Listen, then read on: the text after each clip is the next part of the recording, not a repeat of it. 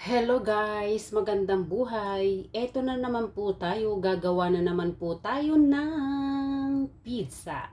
Ngayon naman ang ating gagawin is pizza. So ayan na po yung dough. Ready na po siya. Ang nilagay ko lang po dyan is dry yeast, tapos isang itlog, tapos kunting salt. Tapos depende na po sa inyo yon kung ilang cup po yung flour na gagamitin nyo. Kasi ako kasi every time 2 cup lang na flour ang ginagamit ko kasi syempre tatlong tao lang po kami nakakain. So kasya na po sa amin tatlo yon. So it depends sa inyo kung ano yun, ilan yung gagamitin nyo. Yun yung guys. So later abangan po ninyo kung paano ko siya gagawin. Thank you. So, ayan na guys, mamasahin na natin yung arena. Yan.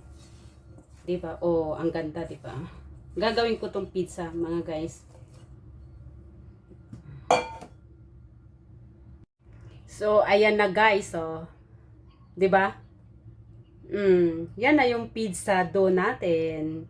Ready na siya. So, paalsahin lang natin siya ng konti, tapos lalagyan siya natin ng toppings. O, 'di ba? Galing, oh. Pizza. So, ayan na guys, maglalagay na tayo ng sauce.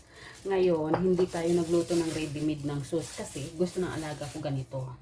Mayroong ham, mayroong pineapple, tapos mayroon tayong cheese na gagamitin.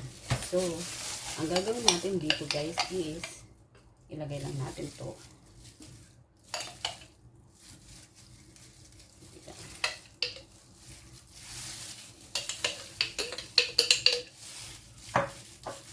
Spread natin siya guys.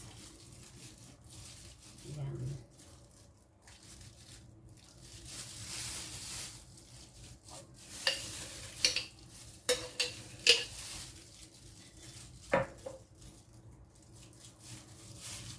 Diba guys, ano na siya, maalsa na yung flour natin, yung dough, pizza dough, maalsa siya, sarap siya guys, diba?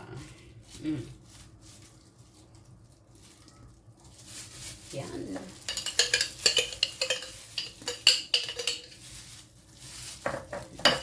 Yan ang ginagamit ko guys. So. Tapos, lagyan natin siya ng cheese.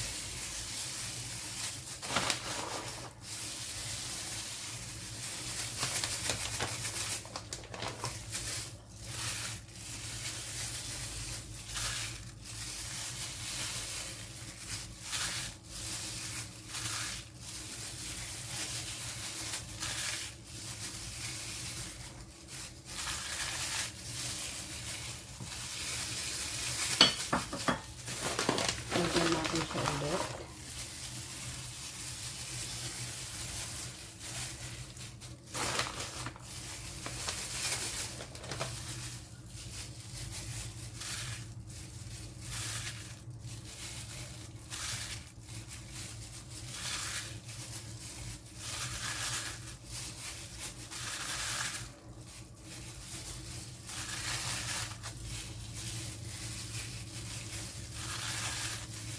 Ayan.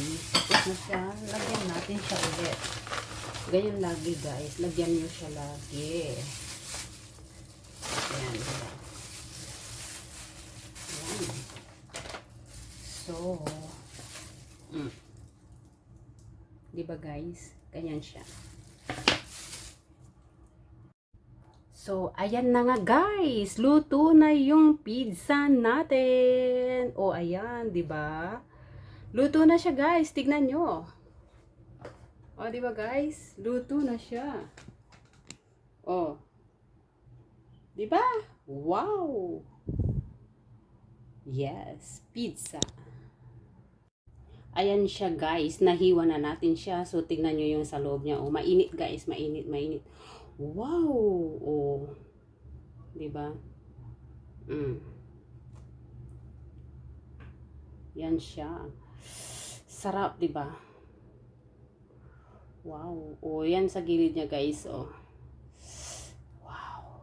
Thank you guys. Bye. Please watch my video and like and comment and share na din po pag nagustuhan niyo po yung video.